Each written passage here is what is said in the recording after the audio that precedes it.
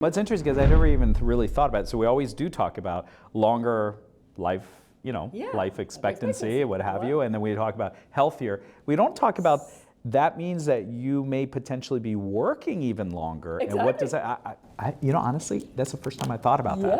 That's going to be the new reality, right? Yeah. So can you imagine how? So that I love that you are talking already about equity, innovation, and engagement, because that requires a lot of engagement, even with the work side, right? With the work. Yeah. What are going to be the work practices that allow for the employees to actually go back to school? Protocols and processes. That's right. The support systems. Exactly.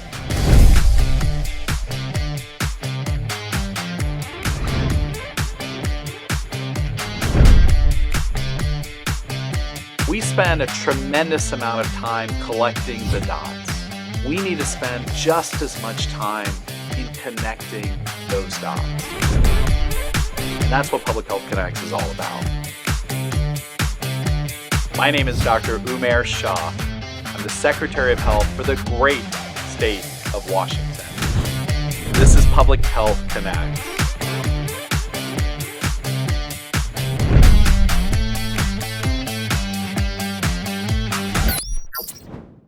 So it's great again to join Dr. Laura Magaña. I'm so excited to have this conversation. President and CEO, let me make sure I get this correct. So I'm going to make sure. Association of Schools and Programs of Public Health, ASPPH. Is that correct? That's correct. I got that right? Yes, you get that right. Exciting to have you here. Thank you so much for joining Public Health Connects. And again, this is just an opportunity for us to, we talked so much about we collect the dots. This is an opportunity to connect those dots. So I'm hoping you're gonna be able to help me with that. This is so exciting to be here at APHA to have this conversation. So just tell me about what you've been up to. Tell a little bit about yourself, some background to our watchers here about like who you are, what ASPPH is all about. Absolutely. First of all, thank you for having me. It's really my great pleasure to be here having this conversation with you. Well, let me tell you, start with like 20 years ago, actually in 2004, I was the Dean of the School of Public Health in Mexico. Oh, wow. Okay. So my first thing that I wanted to do is that let's have the accreditation international, of course, with CIF and ASPPH here in the States, because the School of Public Health in Mexico is the longest, university, not just a university, but the School of Public Health in Mexico in the whole Latin America area, the more prestigious. So it was time to have the international accreditation. But you know what? I came here, and then CIF and ASPPH said, you know what? We cannot accredit. You cannot be part of our association. And I said, but why? Because we don't accredit international schools, only American schools. Okay. And I was like, oh my God, public health is global health, right? It's like in a... Oh, I want to capture that line because that's my line. So let's capture that one, yeah. Stamp. Yeah, I know. In an interconnected world, how can you not accredit international schools who are the mosquitoes? They don't. Yeah, they don't know jurisdictional lines. That's right. That's stop in the border, right? So that was it. And then 2 years after that, they called me and they said, Laura, you know what? You can come and start your process because now we change. Because they said, because our bylaws are not in our bylaws. And I said, well, you have to change your bylaws. Change your bylaws, yeah. Well, 2 years after that, they called me and they say, you know what? We changed our bylaws. So now you can start the process. So in 2006, the Mexican School of Public Health became the first accredited international school, and it became the first international member of ASPPH. Wow, that's sort of like a full circle, yeah. Full circle. So I'm now very happy because now I'm ASPPH. I have been, the president and CEO for the last 7 years. Okay. Very privileged to be there. Yeah. And ASPPH right now represents 153 accredited schools and programs, actually in 7 countries now. So we opened the door, but right now we have 7 countries, including the United States, in the association. U.S., Latin America? Basically Taiwan, Beirut, Qatar, Hong Kong, St. George's, and very soon Japan. Oh my goodness. Yeah. Okay. So we are So right now world, really international. Wow. With international members. So the association right now we have 153. Mm-hmm. What we do is that we gather all our community, our academic community. That means that all the programs, the schools that actually are training the next generation of the workforce, the public health workforce. So we gather in different times of the year to have all our community together and just share everything that what we're doing. But right now we have several priorities, and one of them is Framing the Future 2030, when I would like to talk more a little bit later, in terms of what we are doing and envision our education for the future. Oh, So, that's yeah. fantastic. That's fantastic. So, based in DC? Based in DC. Based in DC, Yes. okay. So Yes. tell me a little bit about, I mean, you're thinking about not just today, you're thinking about the leaders of tomorrow, how to educate the leaders of tomorrow. Talk a little bit about what does that mean for your team, for you, about that. I mean, it's a big responsibility. We talk a lot about how public health has to change or is changing, the world is changing. So how are you framing that with your team and all the different colleagues that you have, partners that you have?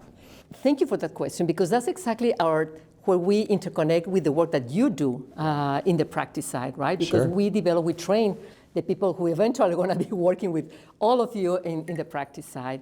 So what we are looking right now, we are seeing, as you just mentioned, a lot of transformations are happening right now, nationally and globally, in public health, right? And how does that reflect in the education, in the training of the new generation? So there's a lot that we need to be doing right now. We definitely think that it's a current, a critical need to transform how we train our future workforce. If we don't do that, we're going to lose. We're going to lose really the relevance of the training. What are some examples that we need to be doing? And in ASPPH, we have right now, we just released those documents, which is Framing the Future 2030, where you can find all the information about the different things that we need to change. But one of them is that we need to be aware of the new competencies. You know, the field is changing so rapidly. So for example, just innovation and technology. What do we do with AI? What do we do with the things that we need to do in order to embrace technology for the well-being and health of all populations? Sure. Health equity, what are we doing? What can we do better, more?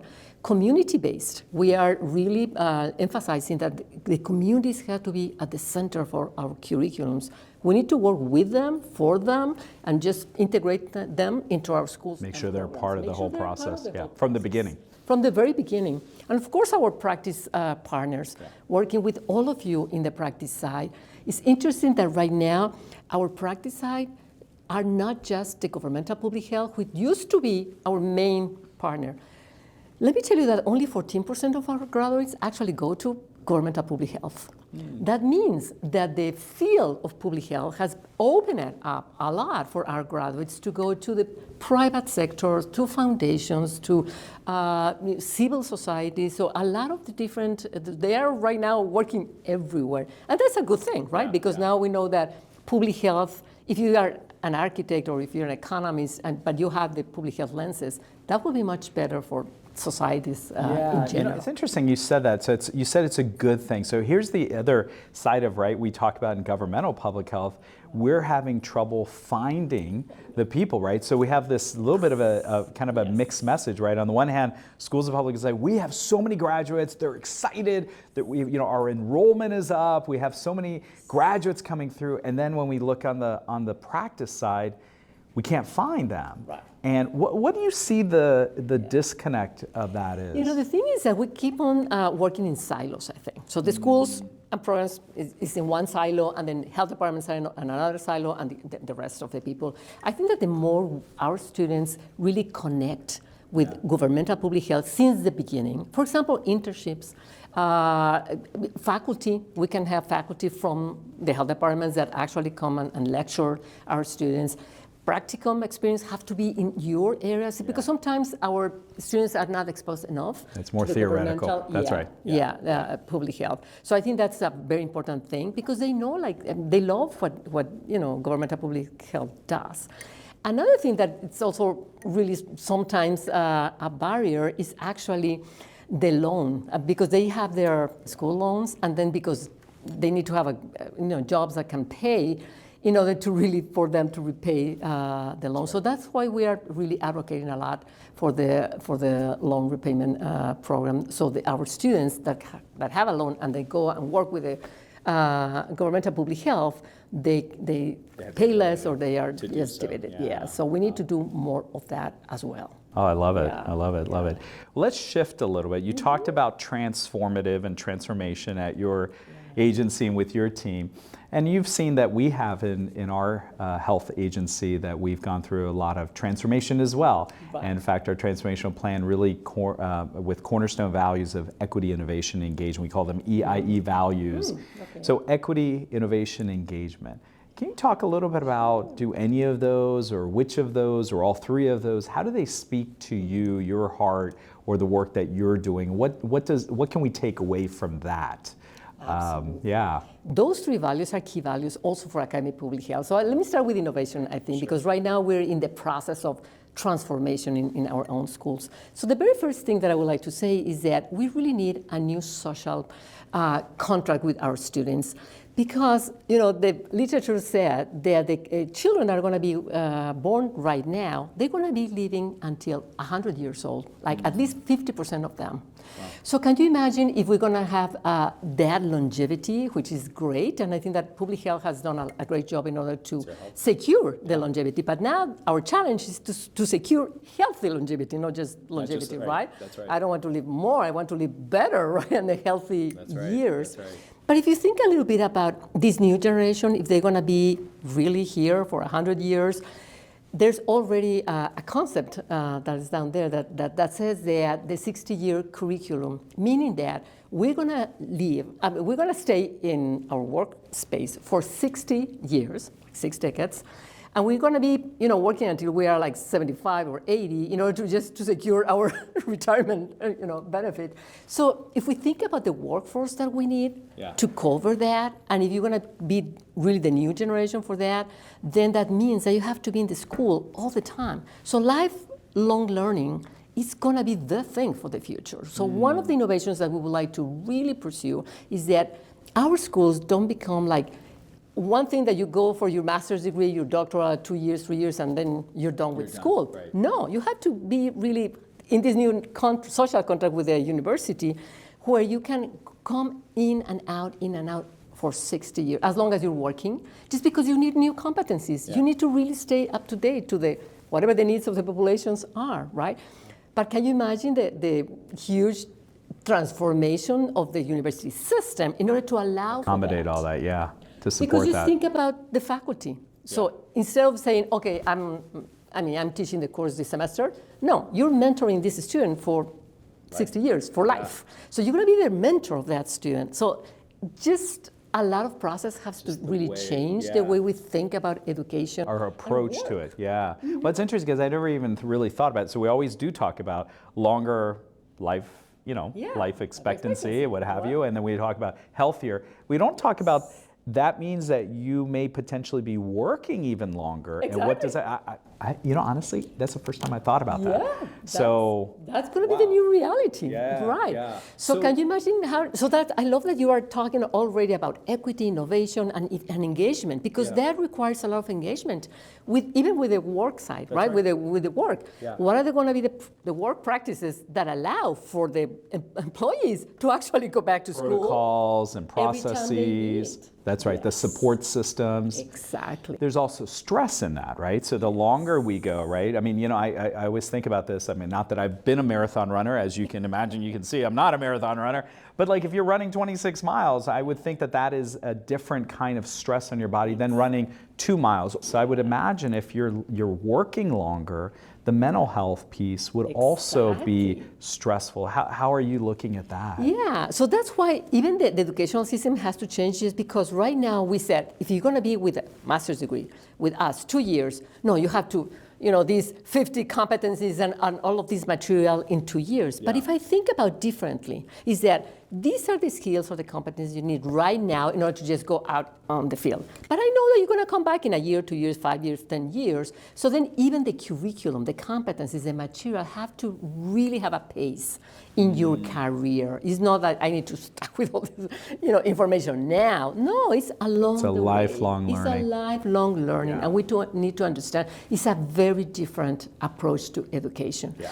Because also how we proceed with education in terms of, you don't have to maybe come back to the campus, right? You have, right now, of course, online education, but even in the workforce, the practicum, the experience, we need to account for all those at the end are learning experiences that you need to.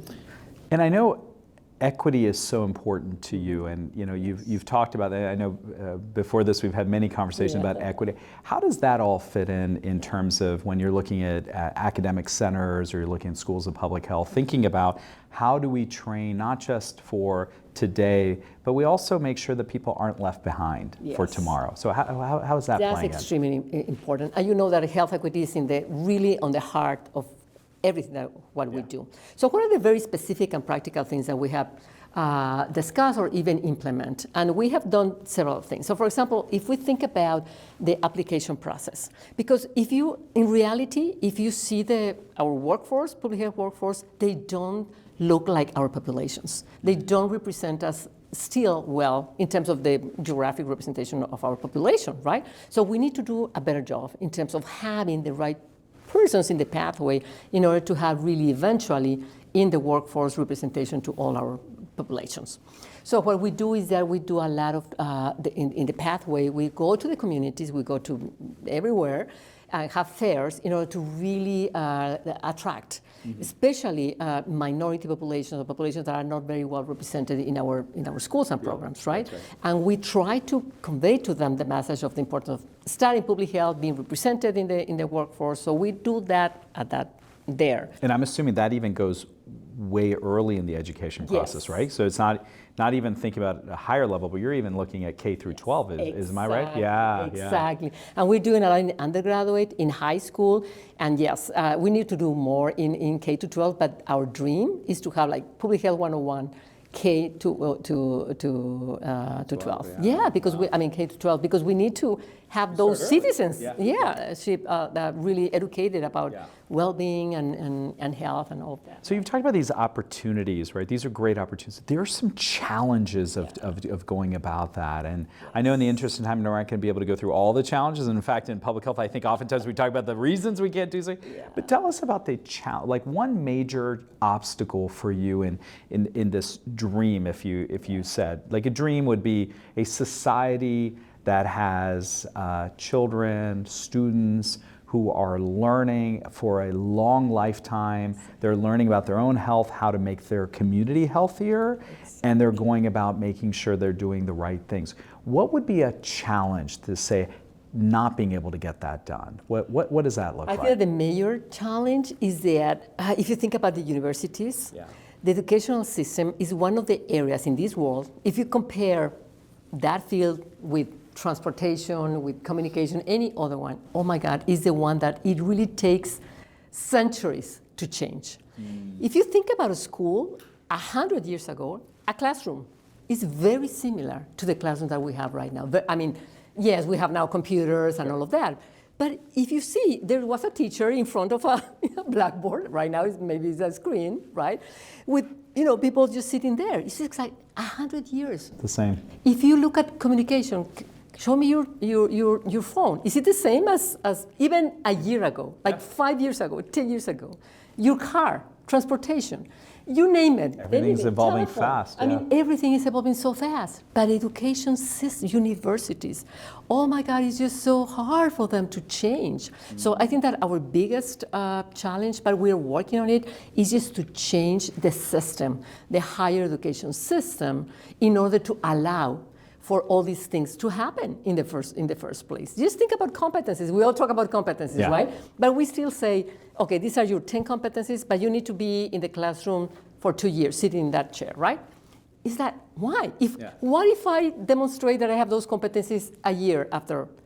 I still need to be here for 2 years? That's right. So that's not really a competency-based education where you really, when you demonstrate your competency, you're done. You're next. That's right. You should be able to go. So, but think about accreditation. Think about all the things that we need to really rethink, re-envision. But this is the time to do it. We need to do it now. Yeah, and I know that we can talk about the challenges, and I don't want to, obviously be not optimistic. So let me have you just forecast into, let's say, a year from now, 2025. What gives you hope for the next year? What are you looking forward to in the next year? Obviously, we have a lot of change that's going to be happening in our country, but what gives you hope? You know what? I always think of the youth, our students. Every time we think about, oh my God, we need to change this system, we need to do this and that, and it's very, stressful, right? But then you go back to your students, especially the young generations, the people that are actually entering the field, the undergraduates. They are so passionate. They think, and I'm sure they will, they think they're going to change the world. And I really believe so, because they're our only hope, right? But I think that they are coming with that passion, with advocacy, skills. They are vibrancy towards it. Vibrancy. So I think that they will, I'm hoping because of them, really. Yeah. Yeah. Well, as we close, and I know we could go on for so long, so long. I want to again thank you for being here today. I want to close with a question to you. And so, as you see right here, we have our Be Well Wa apple. Okay. And so this is our new initiative that we've launched recently. That is health and wellness, movement, nourishment, emotional well-being, social connection. And what we're saying to people across Washington is, find your apple. What gives you, some ability to sort of be healthy? Is it reading? Is it, I'm going to take a walk? Is it I'm going to, help somebody with a volunteer activity or whatever that is? So I'm going to turn that to you. I'm going to give you the apple, but I won't give it to you until you tell me what gives you that kind of joy. When I would say, Laura, what does find your apple mean to you? What would you say? I think that remind me every day my why. That means more in the social, now that you were describing the four things, I think more in the emotional is every day reminding why I do what I do, and being grateful for what I have, what I have been accomplished, and all my friends and my family, of course.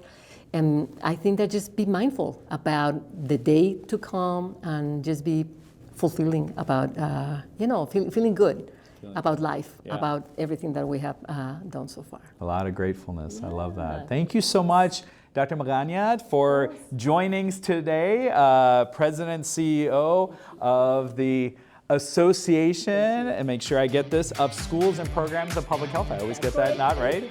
Thank you so much, Laura. Thank you so much for joining today, and really appreciate all your time, and please keep up the great work. Be well.